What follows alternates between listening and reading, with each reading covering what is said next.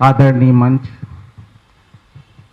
और उतने ही प्रबुद्ध हमारे दूसरे तरफ बैठे हुए प्रोफेशनल साथी, कोई 2000 से ज़्यादा सेमिनार हमने अटेंड किए होंगे इस टॉपिक पे कि मीडिया की साख गिर रही है। लगभग इतने ही इस पे भी कि मीडिया संकट में है। कभी कुछ हुआ क्या? हम सेमिनार करते हैं, एक कुछ उस तरफ बैठ जाते हैं, कुछ इस तरफ बैठ जाते हैं, और मीडिया की साख पता नहीं गिर रही है, बढ़ रही है, मुझे तो नहीं मालूम, क्योंकि कोई पैरामीटर नहीं है। पब्लिक एंडोर्समेंट की बात हो तो अखबार भी बढ़ रहे हैं, टेलीविज़न भी देखा जा रहा है, तो पब्लिक एंडोर्स कर रही है। गाली शायद ज़्यादा देती हो तो सभी संस्था को दे रही है। जिस देश में चीफ जस्टिस ऑफ इंडिया एक नहीं 3 के ऊपर करप्शन के चार्जेस हों, उस देश में अब ये कहना कि नैतिकता का पतन एक इंस्टीट्यूशन में हो रहा है, ये मेरे ख्याल से कुछ गलत होगा। ये जनरल डीजेनरेशन है। चीफ जस्टिस ऑफ इंडिया अगर प्रॉपर्टी एमएस करने के प्रोसेस में आरोपित किया जाता है तो कोई साधारण बात नहीं है। अभी आपने देखा होगा 2 दिन पहले खबर आई थी कि कोई एक मंत्री था यूपी का, उसने बेल में निकलने के लिए 10 करोड़ रुपए खर्चा किया और हाई कोर्ट के जज ने बेल दे दिया, जबकि उसका नॉमिनेशन सुप्रीम कोर्ट के जज के लिए होने वाला था। उसको लगा कि 10 करोड़ ज्यादा काम देंगे, सुप्रीम कोर्ट के जजशिप में क्या रखा है। तो जहां डी जनरेशन इतना पाल्पेबल हो, इतना वाइड स्प्रेड हो, उसमें ये आवा का आवा खराब है। इसमें आप पत्रकार कोई युधिष्ठिर कहां से लाएंगे, मेरी समझ में नहीं आता। नतीजा ये होता है कि कोई पैरामीटर नहीं है जो मॉरल कोशेंट को आपके, जब हम सेलेक्ट करते हैं तो तय कर सके कि इसका मॉरल कोशेंट कितना स्ट्रांग है। आईएएस का टॉपर, आईएएस एक स्ट्रांग, बहुत ही वेल ऑर्गेनाइज्ड सिलेक्शन प्रोसेस है, जिसमें रिटन 3 टियर सिस्टम है, रिटन होता है, इंटरव्यू होते हैं। उसका जब अधिकारी तीनू जोशी और अरविंद जोशी 10 साल जेल में रहते हैं करप्शन के, तो आप समझ सकते हैं कि प्रॉब्लम, कोई भी ऐसा बैरोमीटर नहीं है जिससे हम पता कर सकें कि हमारा जर्नलिज्म में करप्शन कैसे हम फ्री करें। हम जब सेलेक्ट करते हैं तो शायद ये पूछते हैं कि अच्छा किस मंत्री से तुम्हारे कांटेक्ट हैं। अब तो यहां तक आ गया है कि रेवेन्यू कितनी ला सकते हो जरा बताना। जितना रेवेन्यू लाने का वादा करता है उसी हिसाब से उसकी तनख्वाह भी होती है। जब इस तरह का डी जनरेशन होगा तो इस साख की बात हम करते हैं, ये साख, मां की गोद में जो वैल्यू एजुकेशन मिलता था वो खत्म हो चुका है। और कल्पिट है कौन? ये स्टेट नहीं है। आज जो ये टॉपिक आपने रखा है कि मीडिया पर संकट, ये संकट स्टेट अथॉरिटी से नहीं है, ये संकट उस समाज से है जिसमें एक वर्ग है जो राष्ट्रवादी है, दूसरा है वो पता नहीं क्या है, और इस तरह करके आपने थॉट प्रोसेस को कंपार्टमेंटलाइज कर दिया है। स्ट्रेट थॉट किसी का नहीं है। हो सकता है कि फसल बीमा योजना बहुत अच्छी हो लेकिन डीमोनेटाइजेशन खराब हो, पर हम इस तरह वेडेड होते हैं आइडियोलॉजी से कि डीमोनेटाइजेशन पे अगर हमारे रिपोर्टर ने कहा कि नहीं साहब वो बुढ़ा 84 साल का बेहोश हो गया क्योंकि उसको 4 दिन से पैसे नहीं मिल रहे थे, तो आरोप ये लगेगा कि साहब ये मीडिया बिल्कुल राष्ट्र की चिंता नहीं है। क्या मीडिया को राष्ट्र की बिल्कुल चिंता नहीं है? एक बार हमसे किसी ने कहा, बड़े आदमी ने कहा कि भाई मीडिया को क्या हो गया कि देश की जरा भी चिंता नहीं है। मैंने क्या हुआ? तो बोले कि नहीं आप बताइए, डीमोनेटाइजेशन की बुराई कर रहे हैं ये लोग। तो हमने कहा तो इसमें राष्ट्र का कहां से आ गया? तो बोले नहीं, मतलब राष्ट्र हित में एक काम हो रहा है और उसकी भी बुराई हो रही है, जिसका मतलब ये जो मीडिया है ये राष्ट्र की चिंता नहीं करता। तो हम बटे हुए हैं, पूरा समाज बटा हुआ है इस समय, और बड़ी सीरियस क्राइसिस है। और क्राइसिस यहां से नहीं है कि स्टेट एजेंसीज हमें सप्रेस करेंगी, सब्जुगेट करेंगी। ये प्रॉब्लम हमें किसी सत्ता से नहीं होनी है। समाज जिस तरह से आपके ऊपर अटैक कर रहा है, आप एक खिलाफ लिख दीजिए किसी पॉलिसी के और देखिए कि समाज से ये आ रहा है। तो खतरा यहां से है कि या तो हम इस समाज के थॉट प्रोसेस को बदलें, एक सम्यक भाव हो रोमिला थापर पूरी जिंदगी एक इतिहास का एक नया ही चश्मा देखती रही। राइटिस्ट विंग का जो इतिहासकार था वो दूसरा देखता रहा। क्या वजह है? सत्य क्या कहीं बीच में नहीं होता, या तो उस तरफ होता है या इस तरफ होता है, या तो भगवा पहने सत्य होगा या फिर कम्युनिस्टों के पास होगा। तो हमारी प्रॉब्लम यह है कि हम स्ट्रेट थिंकिंग बंद कर दिए हैं, लॉजिक पावर हमारी विशिएटेड है, पुअर है। लिहाजा सत्य हमें लगता है कि या तो इस साइड में है या उस साइड में है। हमारा खतरा इस समय किसी स्टेट के प्रीडेटरी इंस्टिंक्ट से नहीं है, शिकारी तंत्र जो तंत्र कहते हैं वो राज्य के उससे नहीं है। हमारा खतरा है कि समाज हमें रिजेक्ट कर रहा है। समाज का एक बड़ा वर्ग है जो कि एक पार्शियल थिंकिंग के साथ चल रहा है, आइडियोलॉजिकली इतना वेडेड है, इतना कमिटेड है कि अगर दूसरा आइडियोलॉजी उसके सामने आप लाते हैं, दूसरे फैक्ट्स लाते हैं, तो कहता है ये इसको पाकिस्तान भेज दो, ये राष्ट्र की इसकी चिंता नहीं है। तो एक तो खतरा यह है कि समाज में जो ये डिवीजन हुआ है, इतना शार्पेंड जिसे किया गया है, हमें ये हमारी जिम्मेदारी है कि हम कोशिश करें कि एक सम्यक भाव ले आए। हो सकता है फसल बीमा योजना इस देश की शायद अद्भुत योजनाओं में से एक है, लेकिन मनरेगा भी उतनी ही अच्छी है। और मनरेगा कौन लाया है आप जानते हैं। तो हम क्यों नहीं जब एनालिसिस करते हैं तो एक सम्यक भाव से करते हैं। लिहाजा ना हम इस साइड के होंगे ना उस साइड के होंगे, हम एक इंडिपेंडेंट ऑब्जर्वर होंगे। हम सरकार की कहीं हो सकता है कि तारीफ भी करें या आइडियोलॉजी की भी तारीफ करें। तो अभी किसी यूनिवर्सिटी का भी आ रहा था कि कुछ लड़कियों ने गाय का मास्क लगा के बाहर निकलना शुरू किया है। वो कह रहे हैं कि शायद इससे हमें प्रोटेक्शन मिल जाए, बिना मास्क के तो ऐसे जाने में तो रेप हो रहा है। तो उन्होंने गाय का मास्क लगा के अपने ऊपर और बाहर जाना शुरू किया। कितना बड़ा व्यंग है समाज पे, ये आप समझ सकते हैं। और ये व्यंग के लिए ही किया गया है कि आप गाय को माता मानते हैं, चलिए साहब हम कल से जाएंगे जीन्स और शर्ट पहन के और एक गाय का मास्क लगा लेंगे। हमारे थॉट प्रोसेस की ये प्रॉब्लम है।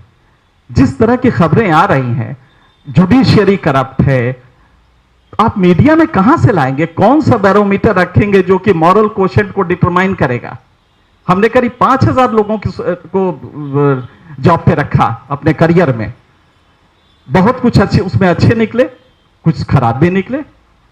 कौन सा क्वोशेंट है? जब आईएएस सिविल सर्विसेज के एग्जाम का टॉपर 3 साल बाद जेल में होता है गोरखपुर में, जो कि आईएएस का टॉपर रहा है, तो कोई मॉरल क्वोशेंट को डिटरमाइन करने का कोई तरीका नहीं है। बहुत सीरियस ये बात सही है कि पतन हुआ है, लेकिन पतन ओवरऑल हुआ है। जो वैल्यू एजुकेशन मिलता था हम उसको दे, क्या एडिटर का कंडक्ट हमारे अब बोर्ड है? हमारा एडिटर 10 साल बाद कहीं राज्यसभा में जाने के लिए एड़ियां रगड़ता है, मंत्रियों के पास घूमता रहता है। लाखों की तनख्वाह जब एडिटर लेगा तो रीढ़ तो खत्म हो ही जाएगी। लाखों की तनख्वाह लेंगे आप, उसके बाद आप चाहेंगे कि मालिक अपने टर्म्स में डिक्टेट करे, ये कैसे होगा?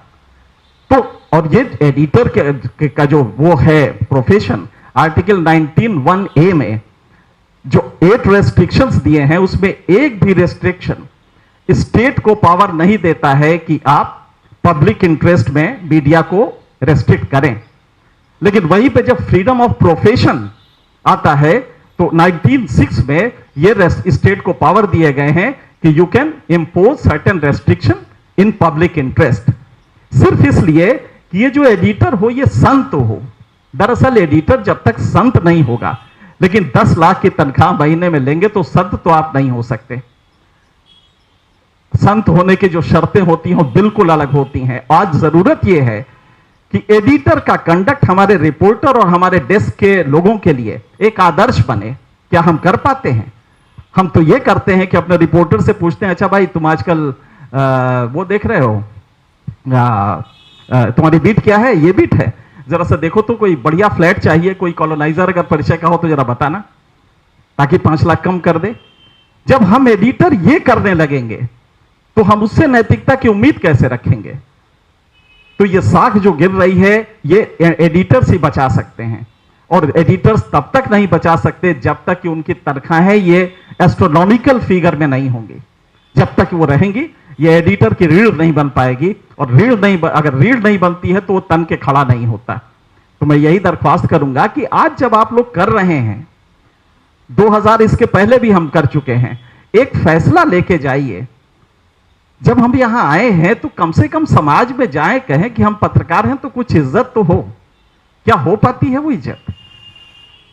दूसरा, एक तो ये है कि हमारे जो सर्विलिटी होती है, तमाम जो इंस्टीट्यूशंस है, सर्वाइल होते हैं हम, केचुए की तरह व्यवहार होता है हमारा। और दूसरा अज्ञानता का है। मीडिया को कई बार लोग ब्लेम करते हैं, मुझे डिफेंड करना पड़ता है। दरअसल ये प्रॉब्लम मीडिया के नैतिकता से ज्यादा मीडिया की अज्ञानता की है। कभी देखा है आपने रिपोर्टर को, कभी देखा है एडिटर को कि रिपोर्टर को इस बात पे डांटे कि जब तुम गए थे फील्ड में तो वो टॉपिक पढ़ के गए थे कि नहीं? क्या रिपोर्टर में ये सलाहियत होती है कि वो बता सके कि हां इस समय डाई अमोनियम फॉस्फेट की स्थिति क्या है, कितने सौ रुपए किलो बिक रही है? अगर आप नहीं जानते हैं, इंडियन फार्मर्स प्लाइट को नहीं जानते हैं, तो आप रिपोर्टर को नहीं बताएंगे, आपका न्यूज वो होगा नहीं। NHFS राउंड 4 अभी 1 महीने पहले आया है। आप में से कितनों को मालूम है कि national family health survey round 4, जो कि हर 10 साल के बाद आता है, NFHS की रिपोर्ट आई, थ्रेडबेयर एनालिसिस है इंडियन हेल्थ सिस्टम की। IMR कितना है, MMR कितना है, चाइल्ड मोर्टेलिटी एट बर्थ कितनी है, माल न्यूट्रिशन का लेवल क्या है, कितनों ने आपने पढ़ा, कितनों ने स्टूडियो डिस्कशंस किए? इसलिए कि आप अज्ञानी हैं, आपको कुछ नहीं मालूम है। फार्मर्स एजिटेशन एक सीमा पे होता है, तो हम ड्राइंग रूम में अंकल चिप्स खा के ड्राइंग रूम आउटरीच कहते हैं, वो तो शुरू कर देते हैं। लिहाजा चैनल में दिखाया जाता है एक सिर काटा है, अब तो बर्दाश्त नहीं होगा, अब तो घुस जाओ पाकिस्तान के अंदर। ये बड़ा मजा आता है, जनता भी देखती है। लेकिन कितने लोगों ने नेशनल फैमिली हेल्थ सर्वे को लेके यहां पे डिस्कशन किया? कितने एडिटर्स ने मॉर्निंग मीटिंग में ये बातें कही? अज्ञान ही हैं हम, और अज्ञानी है ये इसी वजह है कि कैरेक्टर पूरा न्यूज का हमने चेंज कर दिया है। हमें हकीकत, आप बजट की एनालिसिस आप देखते हैं, बजट के बारे में कि किस तरह डिवोल्यूशन ऑफ फंड्स है, कितना उस पर एनालिसिस होती है। नतीजा यह होता है कि पूरे न्यूज के कैरेक्टर को आपने अभिजात्य वर्गीय बना दिया है, एलिटिस्ट बना दिया है। बंबई में पानी बरसेगा, हाफ हाफ के कहेंगे आज बंबई में पानी बरसा, सड़कें जाम। लेकिन वहीं अगर बुलंदशहर में बलात्कार होता है तो वो खबर नहीं होती है, क्योंकि हम अज्ञानी हैं। हमने कभी नहीं सोचा है कि प्लाइट ऑफ फार्मर, और इसके लिए आइंस्टीन का दिमाग नहीं चाहिए। फार्मर्स की प्लाइट जानने के लिए आप 1 हेक्टेयर में 36,712 रुपए लगते हैं खेती करने में। इसको जानने के लिए आपको CSCP की जरूरत नहीं है। लेकिन क्या हमारा रिपोर्टर, हमारे एडिटर मॉर्निंग मीटिंग में कहते हैं कि जरा जाके रूरल इंडिया में देखो कि वो प्लाइट क्या है? तो हमारी अज्ञानता बहुत भीषण है। और हम यही दरख्वास्त करेंगे कि आज जब आप लोग जाएं तो एक आवाज बुलंद करें कि अनैतिक नहीं होंगे। बड़ा मजा आता है जब एडिटर मिनिस्टर के यहां जाता है कि साहब मालिक के घर शादी है, जरा सा आपको आना है। कितना घिनौना वो चरित्र होता है।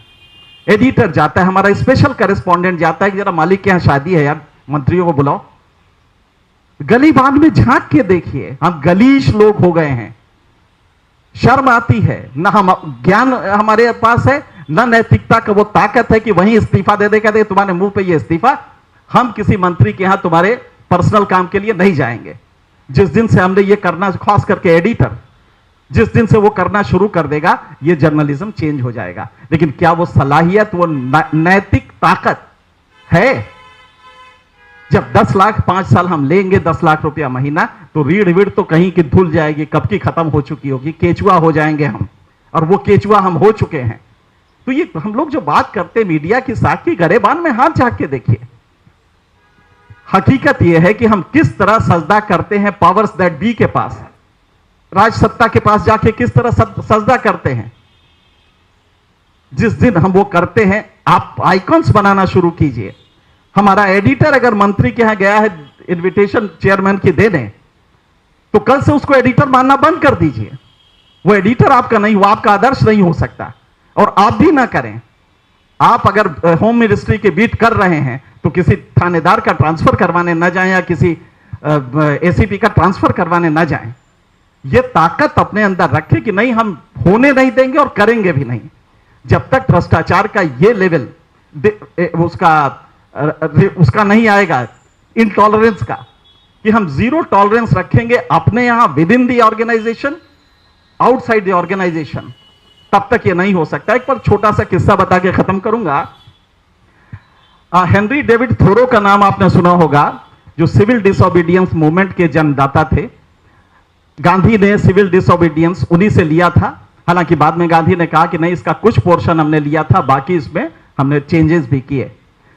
Henry David Thoreau civil disobedience movement के जनक थे। अमेरिका ने एक टैक्स लगाया। थोरो ने कहा कि no, the state doesn't have power to impose this kind of tax. Thoreau को अमेरिकन पुलिस ने बंद कर दिया जेल में। उस जमाने में मीडिया तो होता नहीं था इतना, तो थोरो जेल में बंद थे। अचानक उनका पड़ोसी किसी और कैदी को देखने जेल पहुंचा, तो देखा कि थोरो बंद है। तो बोला, Thoreau how come you are inside the jail? तो बोला, no no, that is besides the point, how come you are outside it? आप बाहर कैसे हैं जेल के, जबकि आपको आंदोलन में जेल में होना चाहिए? तो आज हमें पता करना यह है कि जो बैठे हुए लोग हैं मीडिया के शीर्ष जगहों पे, ये कौन हैं? ये क्या वाकई उस जज्बे को लेके आए हैं? क्या ये संत भाव से करते हैं? और अगर नहीं करते तो don't give them any recognition, they are not worth it. और जब तक ये जज्बा नहीं रखेंगे, आप लोग यंग हैं, लंबा करियर है, अगर ये इसी तरह से जमीन के पर जाता रहा, जमीन दोज होता रहा, इसी तरह इसको डेनिग्रेट होता रहा, तो आने वाले दिनों में जब आप चाय की दुकान पे कहेंगे हम जर्नलिस्ट हैं, तो कहेंगे यार जरा जेब संभाल के रखना। Thank you very much.